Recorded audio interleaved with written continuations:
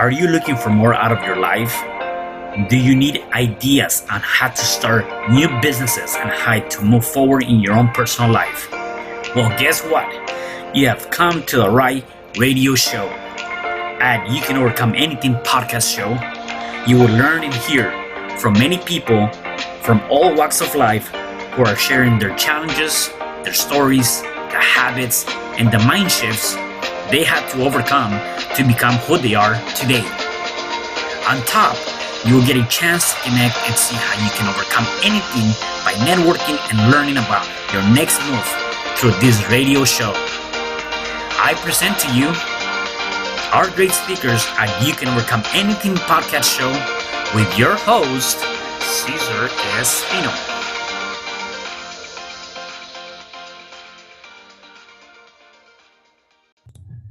Hello there and welcome back to another episode of You Can Overcome Anything podcast show. It is your host, Cesar Espino, and you can find me at www.CesarRespino.com. And today I have a special guest. His name is Caleb Breakey. Hey, how are you? I'm not doing too bad. How about yourself? I'm doing great. Awesome. Wonderful. So let me give our listeners and viewers a little bit of your background. So Caleb is a book writing consultant, best-selling clients, New York Times, USA Today, the Wall Street Journal, Amazon #1. And because of that, he sold 20,000 books, but found himself unsatisfied with the results. So he took a 4-year break to learn marketing secrets from a mentor who spent $1 billion in online ads. As you can see, with that, he has helped hundreds of aspiring authors write books, build platforms, and win contracts. Caleb believes books are the big domino that knock down all the massive aspects of impacting souls, such as building your authority, growing your fan base, accelerating your profits, and increasing your influence. Writing a book helps you do work you're passionate about and leaves a legacy that stands the test of time. Wow. Yes, sir. That's awesome. I love that. So before we dive into all of this, why don't you tell us a little bit about you? How was your upbringing as a kid? Where were you born? Sure. Yeah. So born and raised in the Pacific Northwest, 2 brothers. I was the youngest of 3. My brothers are the real, grease monkeys. They can fix any car, build anything. And I just did not have that skill set. I fell far from the tree. And the only thing I really found that I enjoyed or liked at all was writing as a kid. And really did really poorly in school, never tested well, couldn't stand it.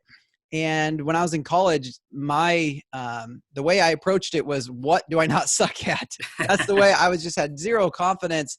And I was like, well, if the only thing I can do is write, then I better be a journalist. So I studied to be a journalist and did all that, went into the field, and was pretty successful in my time there. And then just felt the calling to do something bigger through writing. And that led me to books and going down the traditional publishing path, which took 7 years in nonfiction, 10 years in fiction. And through all that, I learned, while I respect so much about that system, it's severely broken. And so I started my own companies to change that system, to improve upon it. And so for the past 6 years now, that's what I've been doing through my company, Speak It to Book and Sermon to Book.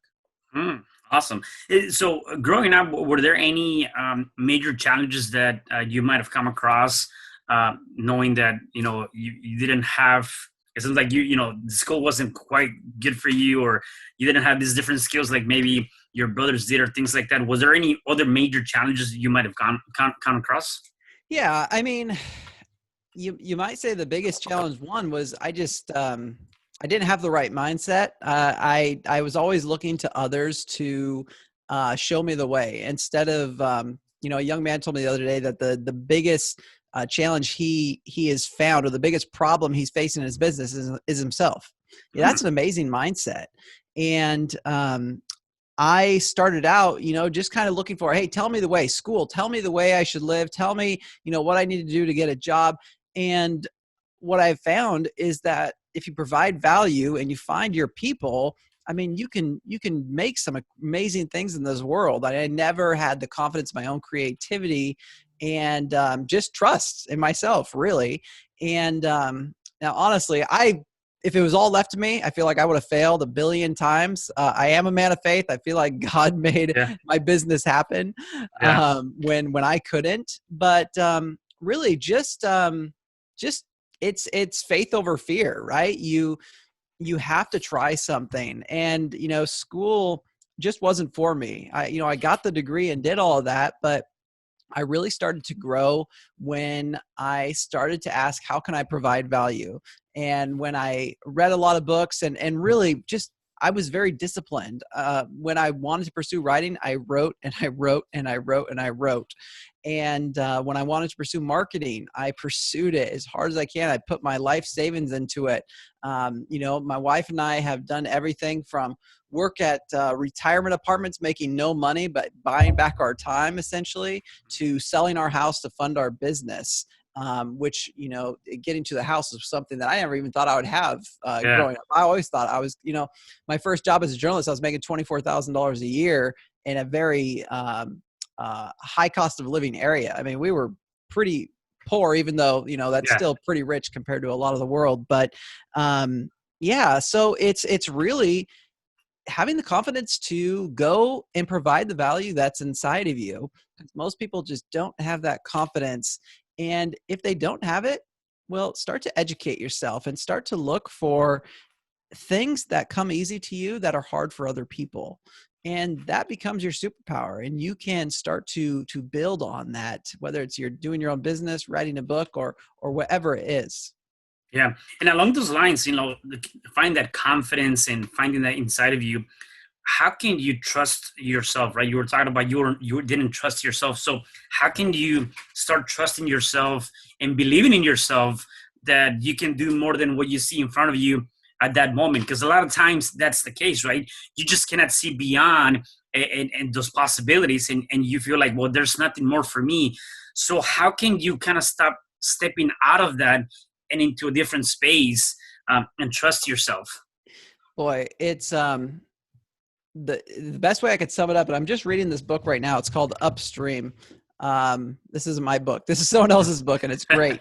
But one of the quotes in there has really stuck with me, and it is, "Be impatient for action and patient for outcomes." Mm. So that takes an incredible amount of discipline, because as much as I would love to be the rah guy, you can do it, like, go start now, sell everything you have and make this happen. I'm also very disciplined, and I encourage other people to be disciplined. So the discipline comes in, you have to take action every single day, but you have to be patient for outcomes. I'm 6 years into my business now, and we're still very much in the infancy of this business. We're still waiting for the true rewards and growth. People are now just starting to understand what we do, who I am. I've been behind the scenes for years, just working and working and working. And finally now I'm getting a seat at the table because of all the discipline that I've put in. And so it's this, you have to have the faith to put in that action. You have to have the faith to put in the action, and you don't know if the reward's ever going to be there.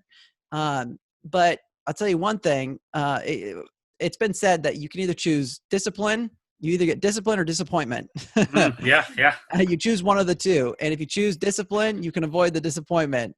Right. And so I encourage people to do that when they start something. It's not so much just about going all in and without a plan. It's choosing to be disciplined within your means. I took small steps, but I was always taking a step forward. Even if it was just a choice of, hey, you know what? I'm not going to have a TV in my house because I would rather use that time to work. And, just small little things like that, where you can, if you can't afford something, if you don't have the money, you can at least buy time, right? Buy Mhm. time to continue to take those action steps. Yeah, I love what you mentioned. A couple of things you mentioned. The idea of taking small steps, and the biggest thing there is, regardless of how small or big you think they are, just keep taking a step forward each and every day, right? And that's critical, because I think a lot of times, again, sometimes we see like, well, I'm taking all this action, or I'm taking all these steps, yet I don't see any results. Well, the other thing you talked about is you've been working behind the scenes for many years, right? And finally you're getting that, and that's where a lot of people get that this discouraged, or they lose, that faith, right? That, why be putting a month, 2 months, a year, 2 years, 3 years, and I still don't see it. And it's really more about continuing to take those steps and working behind the scenes. And the other thing you talked about is having faith over fear. So can you tell me more about that? Because a lot of times, as an entrepreneur, business owner, whatever you're doing, fear tends to take over your life pretty much every day, right? We have about 60,000 thoughts per day, and out of those 60,000, 80% of them are negative, which can relate to that being fear, right? So how is faith over fear really pushing through? Yeah. I mean, faith faith just leads to death. I mean, fear leads to death. It's it'll crush you. It's kind of like, I heard it said that anxiety or being anxious, or it's like holding an umbrella waiting for it to rain. And fear is even darker than that. Fear tells you, this is going to happen. You're going to lose your money, your family, your health, your relationships.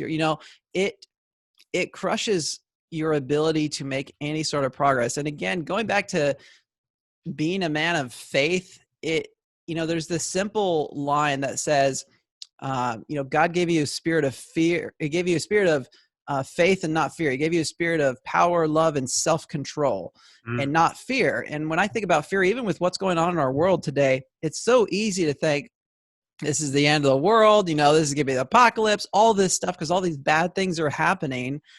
But if you choose faith, if you choose that you're working toward something better, if you are selflessly working for the good of others, like, I think that's the most selfless thing we can do, in a sense, it's to lay your life down for your brother. What I do to help other people along the path that are behind me. And if we can always be helping someone, it makes it a lot easier to choose faith, because that's the highest calling we can have as a human, is to help others, not to be selfish, not to, hey, look at me. Hey, look at my car. Hey, look at my money. Hey, I mean, all that stuff is going to go away. What lasts is your legacy and how you impacted people. And so faith, you can choose it when you realize you are stepping into your greatest calling as a human being. And fear only takes, it never gives. Faith gives. It gives life. It gives energy. It gives you that power to, even if you're taking one small step, you're being able to take it. And that could just be setting aside 30 minutes a day to work on whatever it is that, is on your heart. So yeah, fear is just a destroyer, and faith gives life. Yeah, definitely. Now, going back to the traditional way of publishing and doing all that stuff, you found that wasn't quite, what do you think it was going to be, and you decided to do your own stuff. Tell me more about that. What was your thoughts based on that? And then what is it that you're now, how you changed that in your business? Sure. So, I chased the traditional route, again, almost going back to the same thing as like school, right? Like, hey, here's how traditional publishing works. So I'm going to fit that mold, and I'm going to do that. And I did all that. I worked hard for years and got an agent. And then we worked hard, got rejected, and finally landed a traditional book deal. And, they paid me the advance, and I wrote the books and all that stuff. But you find out pretty quickly that the system is broken. Traditional publishing does a lot right in that, hey, it forces you to jump through so many hoops that you better be a great writer, and you better have built some sort of a platform. But you find out pretty quickly that traditional publishing, their marketing is so old and dated and not innovative that it's gotten to the point where instead of fixing that, traditional publishers now only look for people with huge platforms. The problem with that is that books are being created not out of inspiration, but out of publishers saying, hey, you've got a lot of eyeballs on you. You should write a book. Well, I don't know about you, but I would rather a book be on someone's heart for years and it be the very thing that they're about, and it comes out because they wanted to make it happen, as opposed to someone, hey, there's a money-making opportunity here, and sure, you can get your stuff out, and then they sign them to a contract. So bookstores and Barnes and Nobles are filled with YouTube stars and people with big platforms, but was it really the best message that needed to get out there? I don't think so. I think that most great books die without ever being read. And this is not a content problem. It's a marketing problem. And the problem is there's a lot of great writers and authors and people with great things to say out there who will never be read. And they think because they're not read that their story or what they have to say is not valuable. And so you have this whole power dynamic between traditional publishers saying, you know, you didn't sell, so you're not worth it. And writers being like, well, I'm not worth it, when really it comes down to a marketing problem. So what I did was create my companies to really marry great writing with great marketing. And this, you know, I took 4 years off of writing to learn internet marketing so that I could help authors understand, hey, listen, it's not your content. It is your strategy on how to reach those readers that need your book.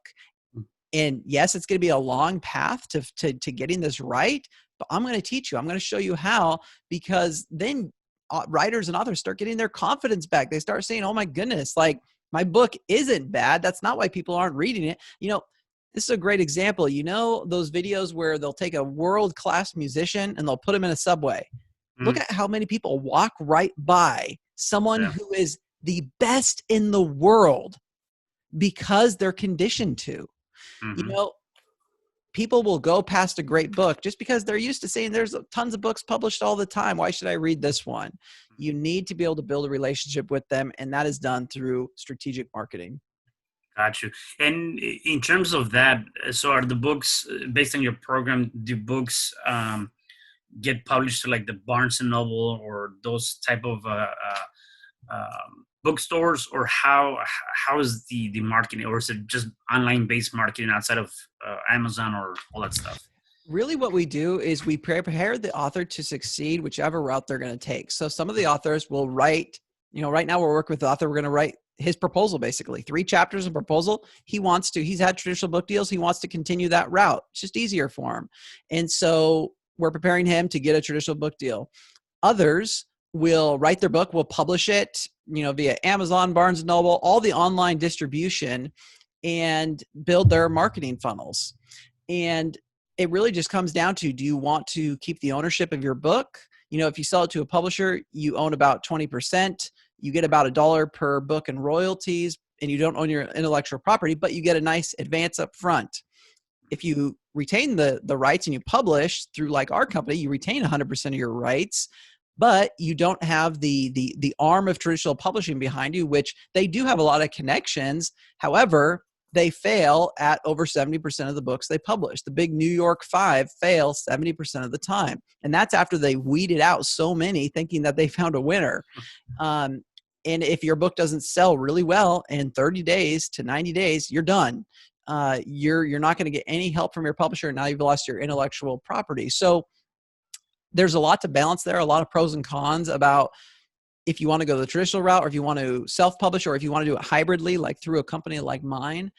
And the biggest thing we try to do is fill in those gaps for authors. Like, hey, where is that pain point? What do you need help with? If you're already well-versed in publishing, you know, self-publish this thing. If you need help with that, we can do it. If you want to get in advance and go the traditional route, well, we can help with that as well. So really, it's a system of preparing the author to make an informed choice to publish a book and build their platform at a point where they meet, so that they're ready to not just sell their book really well for a week, but to sell it well over time. Got you. It's amazing how there's definitely different avenues and different ways you can take it, right? And I think that's part of very similar to a lot of aspects in our lives, and whether you're doing a book or you're doing a digital marketing company or whatever the case may be, there's always one way to do it, and you just need to be able to find one, what I believe a mentor or someone that can help you with that can teach you that, and just be open to that. So with that in itself, you know, and you doing this on the book side of it, how critical it is to have a mentor. You spend a lot of money on that. So how critical is that on having someone to kind of hold you by the hand and kind of teach you and give you the tools to move to the next level? Yeah. You are either going to pay for expertise or you're going to pay with your time to learn an expertise. And a mentor can help save you, 5 years, 10 years.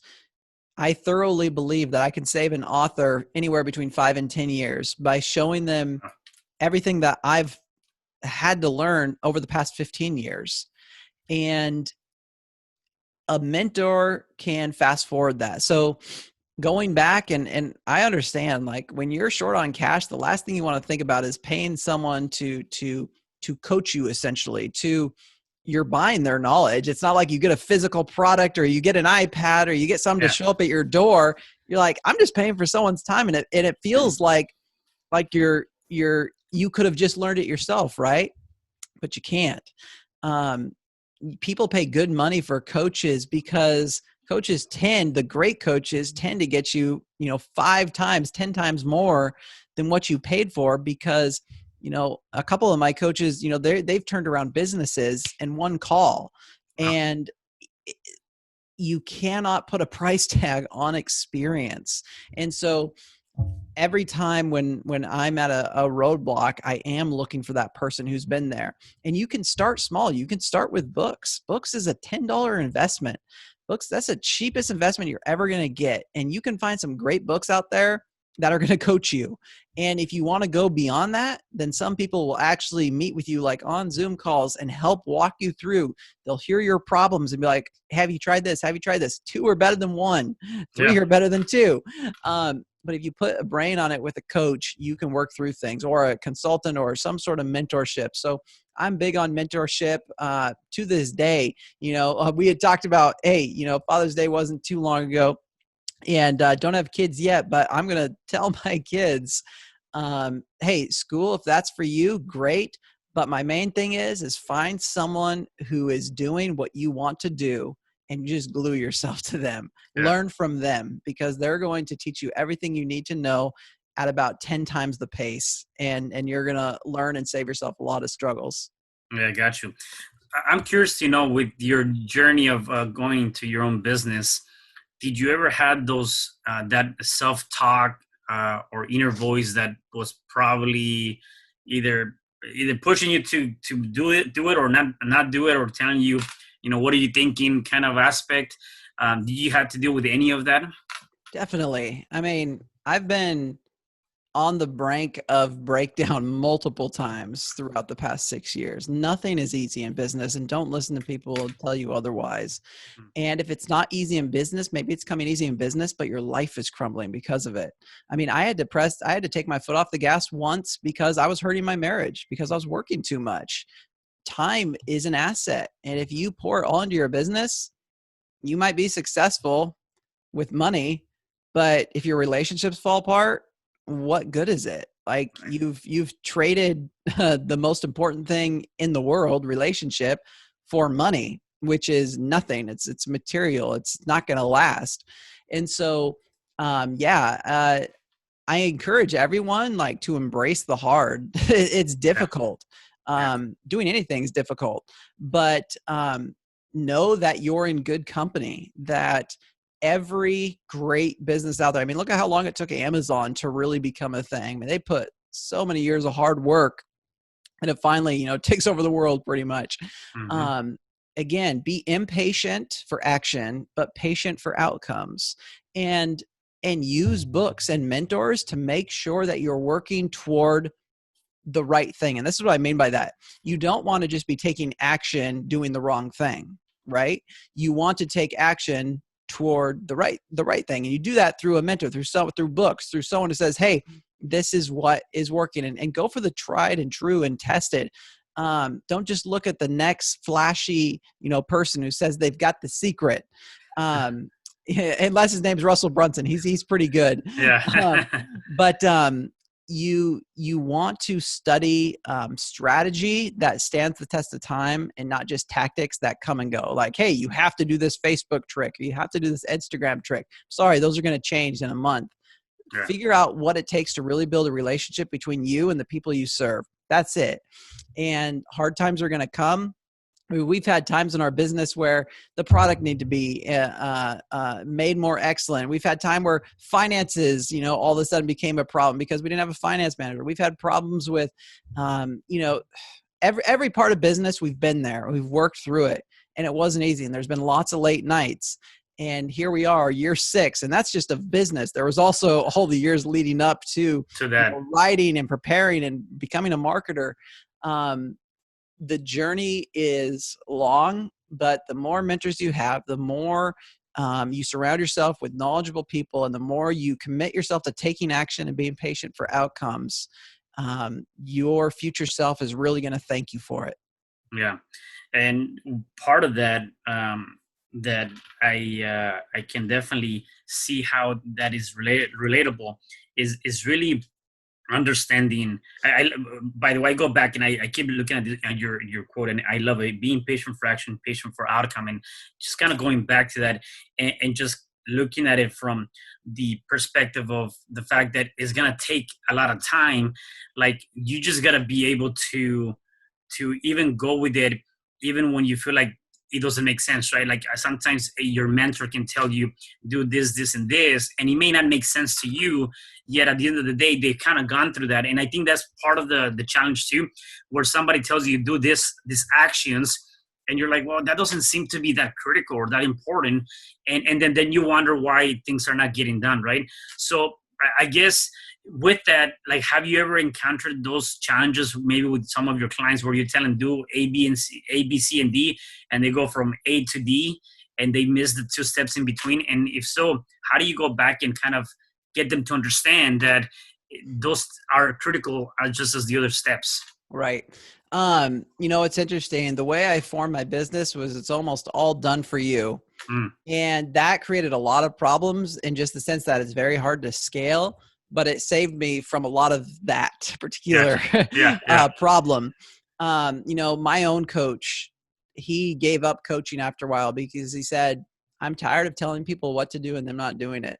And they're paying me thousands of dollars a month to tell them what to do, and they're just not doing it. So there is a point, and right now I am working toward that model because I want to help people in their problem. And I'm still, I think there's you can only like lead someone to water, right? You can't make them drink. Yeah. And as a coach, your job is to give them the best information. You can't make someone take it, and their problems are not your problems when it comes to, if they're ignoring your advice. And at some point you might just have to be like the coach I've worked with and just say, hey, listen, like, I don't want you to keep sending me money if you're not going to take the action steps that I'm giving you, because, you're just wasting that.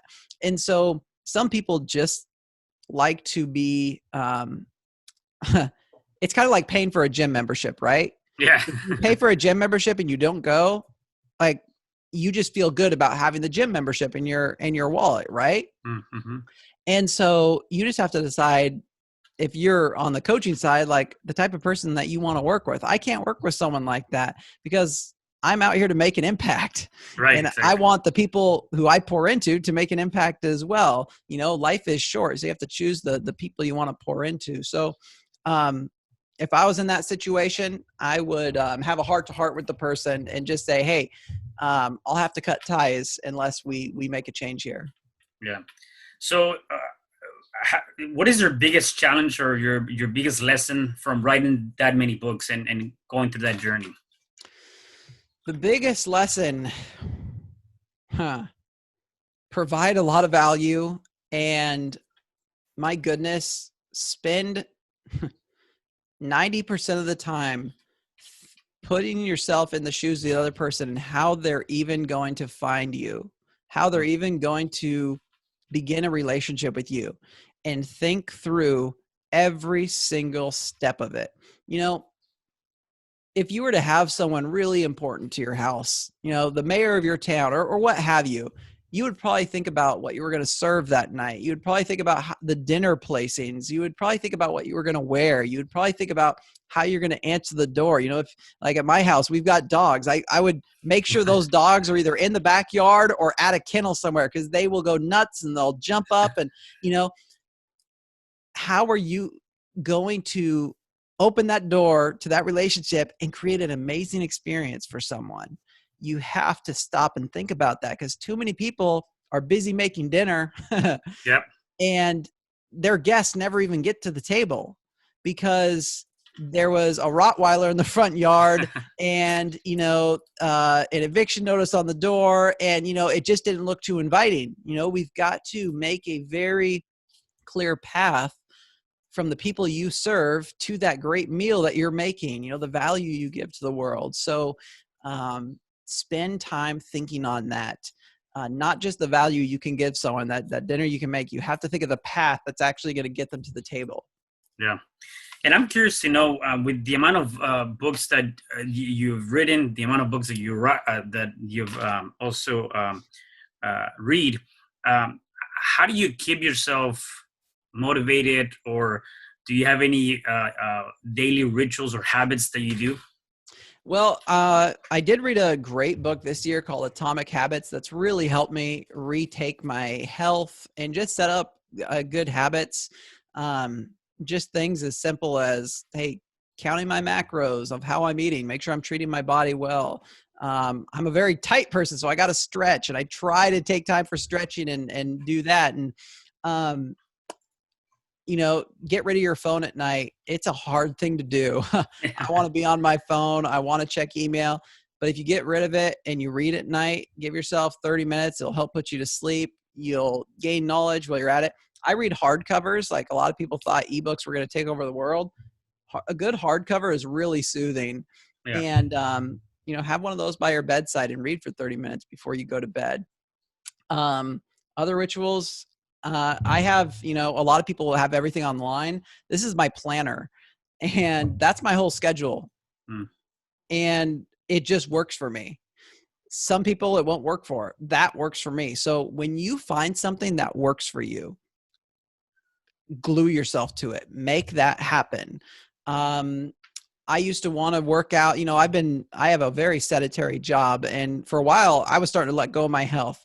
And I found out that going to a gym, it was way too many obstacles for me to do it. I hated getting sweaty. I hated leaving during the day. So I dedicated my garage to becoming a home gym. I took away every obstacle I could think about. I got bored, so I'd listen to podcasts. I wanted to watch a show, so I put a TV in there. You know, I put certain habits together. And again, I highly recommend the book Atomic Habits, because it will help you create new habits and look for those things that are kind of your triggers, the things that work for you, and then lean into them. And you have to stick with it. It takes anywhere from 90 to 120 days for a habit to actually form.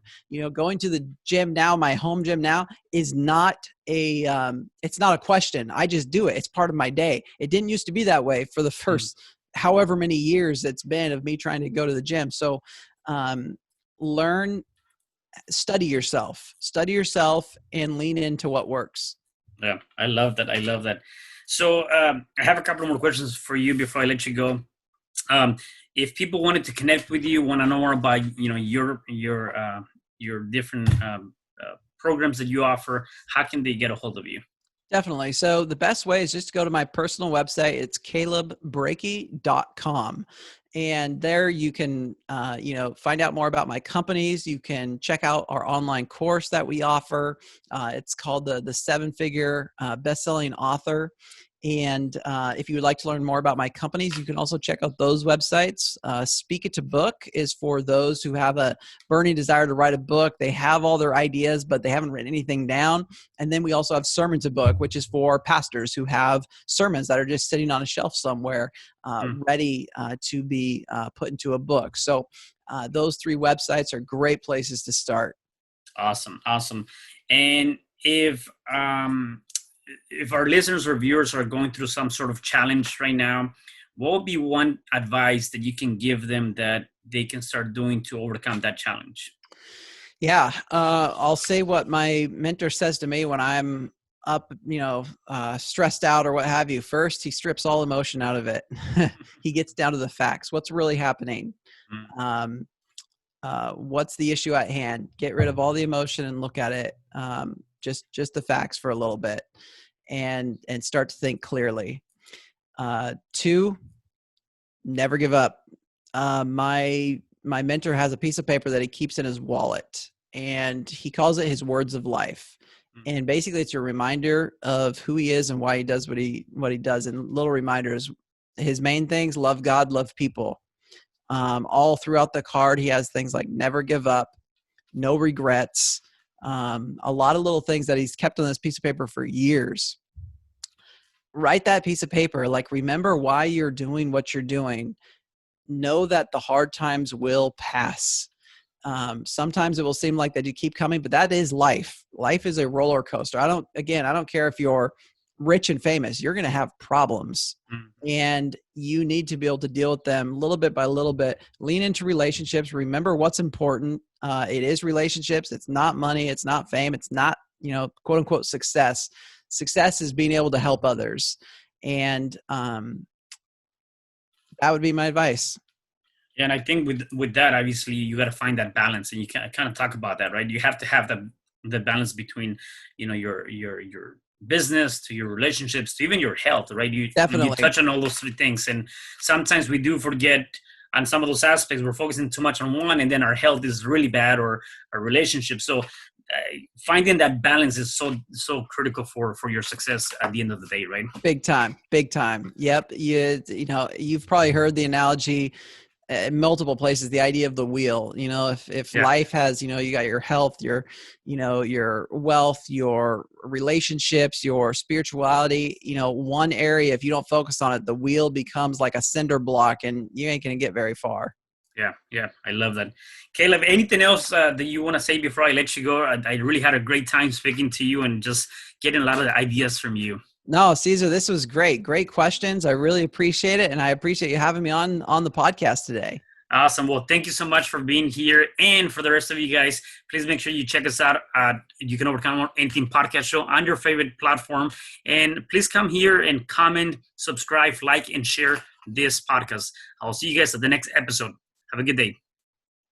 Hi, I'm Cesar Espino, real estate investor, business coach, and consultant, and author of the book, You Can Overcome Anything, Even When the World Says No. My number is 424-501-6046. In my book, I talk about making the necessary changes to shift your mind for prosperity and certainty. Pick up your copy at Amazon. I also love helping families with their real estate and can purchase your house fast and all cash. Follow me on Instagram, Facebook, and LinkedIn. My number is 424-501-6046. Thank you for having me today. I am so glad you've tuned into this podcast. You can find me at your favorite podcast platform where you can like, subscribe, comment, and share.